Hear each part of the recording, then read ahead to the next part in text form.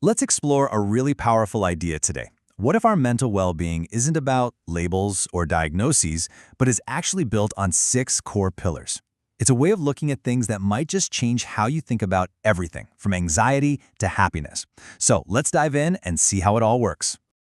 This whole thing really starts with a simple but pretty deep question. We throw around words like depression and anxiety all the time, right? But what if they're just not specific enough? It's kind of like going to the doctor and just saying, "I feel sick," without any other details. That exact problem is what pushed one psychologist to find a whole new way of understanding how our minds work. So the psychologist who asked this was a guy named Stephen Hayes.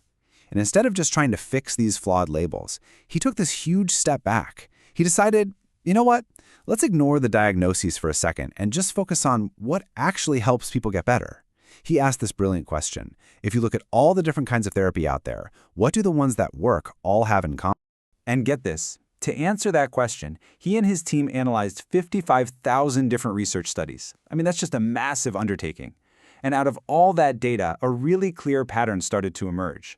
They found 6 core principles that kept showing up again and again in successful treatments, and those became the 6 pillars. So that brings us to the very first pillar. And honestly, this one might feel the most backward of all of them. It's not about trying to get rid of your bad feelings, but about completely changing your relationship with them. So here's the crucial insight. It turns out that people who let themselves feel the tough stuff, the sadness, the fear, the anxiety, without wrestling with it, they actually end up feeling better overall. The research is super clear on this. Fighting your anxiety is like throwing fuel on a fire, but accepting it, just letting it be there, that's what actually takes away its power. Okay, here's a really great way to picture this in your head. Imagine you're just sitting on a park bench, enjoying your day, and then, all of a sudden, your anxiety shows up, and it's like this ugly, scary monster, and it sits right down next to you. It's uncomfortable, right? So what's your first instinct? For pretty much all of us, it's to jump up and get out of there. And that running away in real life? Oh, you know what that looks like. It's burying yourself in work, it's binge-watching a TV show, it's endlessly scrolling on your phone. Anything to avoid sitting on that bench with that uncomfortable feeling. But this first pillar says, do the opposite. The goal is to stay on the bench. You don't have to like the monster, you don't have to talk to it, you just have to be willing to sit there with it, to acknowledge that it's there and let it be, without starting a fight. All right, so if pillar 1 is about our feelings, pillar 2 is all about our thoughts. And this is a big one. It's about learning to create a little bit of breathing room between you and the constant chatter inside your head. And just look at this. This shows you how a tiny, tiny shift in language can change everything. When you say, "I am sad," you're making it your identity. It's who you are. But when you say, "I am feeling sadness," or "I am having the thought that I'm a failure," suddenly it's different. It's not you. It's just a temporary experience passing through. It's a cloud, not the whole sky. And why does this even matter? Well, because your brain, it's a storyteller, a really, really good one. But here's the catch. It's not always a truth teller. A lot of the stories it tells are based on old experiences that might have nothing to do with what's happening right now. Like maybe you grew up in a chaotic environment, so your brain tells you the story that it's not safe to trust people. Realizing that's just a story and not a fact is incredibly liberating.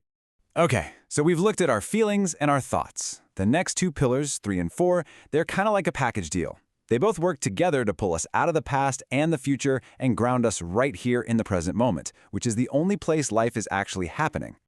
So, pillar 3 is all about learning to live in the present. Think about it. Our minds are like these little time machines, right?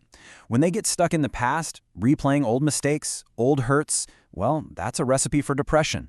And when they jump way into the future, imagining every possible thing that could go wrong, that's just a one-way ticket to Anxietyville. The secret is realizing that life is only ever happening right here, right now. And pillar 4 gives us this incredible tool to actually do that. It's called the observing self. And hey, if you're in a place where you can, why not try this right now with me? Just close your eyes for a second. First, imagine you're kind of floating a few feet away, just watching yourself listening to this. Then imagine it's 5 years from now, and that future version of you is looking back at this exact moment. What does that perspective give you? It creates this sense of calm, detached curiosity. It lets you watch your life without being totally swept away by it. All right, so once we're a bit more grounded in the here and now, we need to know where we're going. And that brings us to Pillar 5, setting your life's compass by figuring out what you truly, deeply care about. Now this is such a key difference, and it's something so many of us get mixed up. We confuse goals with values. See, a goal is like a destination. You want to become a manager? Great. You get there, you achieve it, and it's done. But a value is a direction. It's a compass. Wanting to be a good father isn't something you can achieve and then check off a list. It's a direction you point your life in every single day. And that's where real, lasting meaning comes from. So, you have your compass. You know your direction. What now? Well, that leads us straight into the final and maybe most important pillar of all. This is the one that puts everything into motion. Taking action. Think about it. Once you've learned to sit with your feelings, to unhook from your thoughts, and to figure out what truly matters to you, there's really only one thing left to do. You have to act. The research is pretty stark on this one. Inaction is a huge predictor of depressive symptoms. Taking those small, committed steps in the direction of your values is the final piece of the puzzle. You know, we get this so backwards, don't we? We sit around waiting to feel motivated, waiting for that lightning bolt of inspiration before we do the thing we know we should do. This pillar just flips that entire idea on its head. Action doesn't come from motivation. It's the other way around. Motivation comes from action. You have to do the thing first, and then you'll feel motivated. So, there you have it. The 6 pillars. Befriending your feelings, detaching from your thoughts, living in the present moment, observing your life from a distance, knowing your values, and taking committed action. The real question to leave you with is this. Looking at that list, which one of those pillars, if you just focused on it a little bit, do you think could start to make the biggest difference in your life?